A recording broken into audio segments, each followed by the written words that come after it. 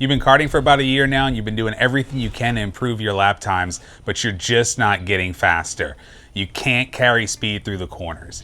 It's time to scale your kart. Today, we're gonna show you how to scale your kart using scales from Walmart that cost less than $10 a piece.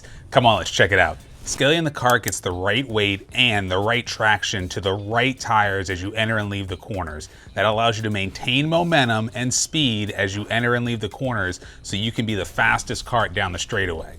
The first thing you need to do before you can scale your kart is you gotta find a setup sheet. If you know your kart manufacturer and the model, there's a chance that that setup sheet may be on that manufacturer's website. If not, find it a generic one that matches your kart use and style, and use that as a starting point. Here's one for slat karts, and I found it on the web, and it has a generic setup for baseline for dirt tracks here. So this is a great place to start. It has junior classes, senior classes. We'll use these weights on the corners and the cross and side to side to help do our initial setup on the kart we're gonna set up today.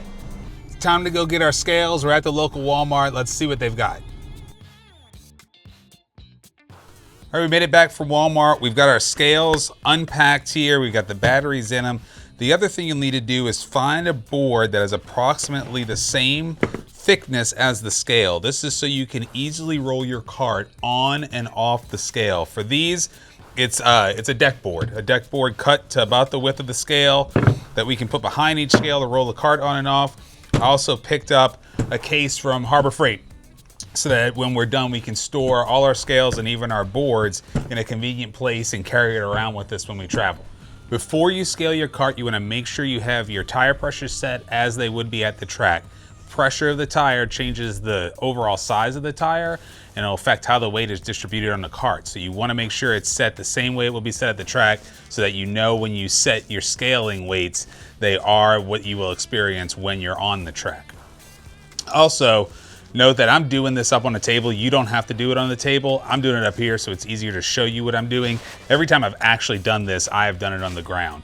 You can also do it by yourself or with somebody else. I'll have someone here helping me today so it's easier for me to film. But again, every time I've actually done this, I've done it by myself from inside the kart, and I'll show you how I do that as well. Here's how we've got the kart set up. Every tire is sitting on one of the blocks that we cut from the deck boards, which are just about the same height as the scales. And all of the deck boards are sitting behind the scales in this scenario. They could be in front, as long as they're on the same side, it doesn't matter. And I've oriented the scales where I can best see the readouts from the scales once the kart is on the scales. So in this case, I can see it easier behind the tire than in front of the tire because of the nose here. So we are set up now to roll this kart onto these scales where we can see the weights and then easily roll it back off, make some adjustments and roll it back on. A quick note about these modern electric scales. The screen readout only stays on for a short period of time and usually not long enough for you to walk all the way around the kart or lean out every corner of the kart and write down the weights. So the best way I've found to overcome that is to record the weights on my phone. So once we put the kart on the scales stabilize, I'll have already hit the record button on my phone and I will quickly go around and just record every weight from every scale and the recording, and then I can look back at that recording to transfer the weights from my sheet that I'm using to calculate my weight at every corner and cross and side to side. All right, we're getting ready to scale. We've got our lovely model in the kart. Say hi, Harper. You need to be in the kart. Whoever's driving the kart needs to be sitting in the kart because their weight affects the setup and the scale. So if you want to be real precise, you'd even have all your racing equipment on. I've got my phone. We're going to hit the record button on the phone so we can record the weights. I'm going to push the kart forward, let it sit still, and then I am just going to go around and I am going to quickly record every weight in every corner so I can use this for my spreadsheet that I'll show you in just a minute.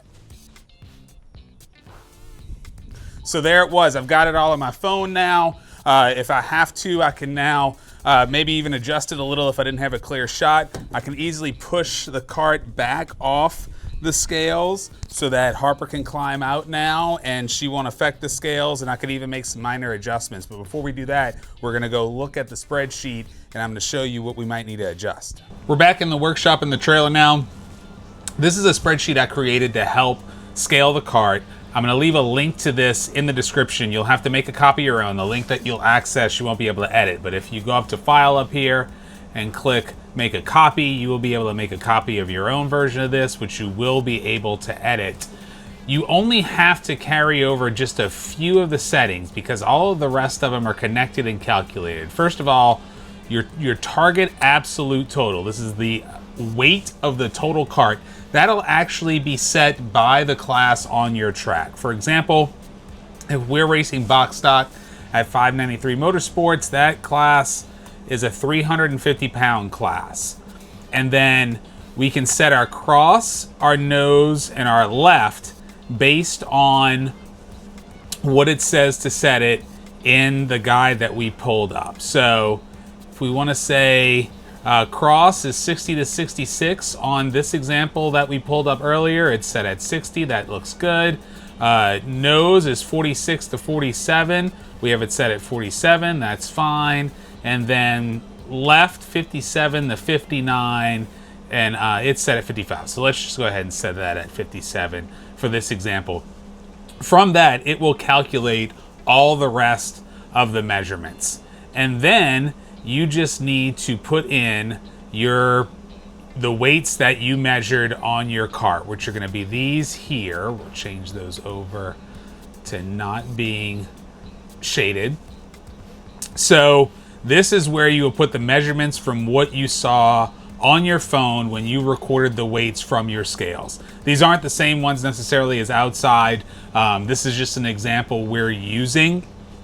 But once you have these weights in this table, it'll tell you how far you off, how far off you are, both as an absolute weight, the number of pounds in each corner, as well as a percentage, the amount percentage you are off in each corner. So to start with, we'll see here our target absolute is 97 pounds off from our current. So in this example, the cart is 97 pounds too light. So that's a lot of weight you would have to add. Now in the example we used outside, that's Harper sitting in that cart. If it was me, it would be totally different. But you'll need to add lead accordingly, and you could think about adding it in spaces that would also address the areas where you are underweight or overweight in the corners.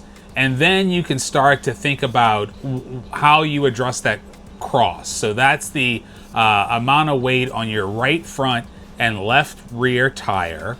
So you may need to change either the weight distribution with your lead weights, or you can change the number of washers above and below your spindles on your front two tires to help bring that front tire lower or higher relative on the right relative to the left. And that helps adjust your cross. And you just play with it. You try some weights, you weigh it again, you bring the totals into here that you record in your phone yet again, you see how close you are. You go back, you change it again, and you just keep adjusting and weighing until you get them close. They're likely to never be perfect. This is just getting you close to a starting point that you can use when you get to the track so that you can then see how the car handles and make smaller adjustments while you're on a track based on the way the cart feels, not necessarily what these weights are. We hope you found that helpful. Lots of tips there on how to get the cart scaled. There are plenty of resources on the internet and on YouTube about how you should adjust your cross or exactly how you change weights to address specific conditions on the racetrack. That's not for today. This was just to get you started. We hope it was helpful. We hope you can use the free tool we provided. And if you could, please subscribe to our channel. It would help us a lot.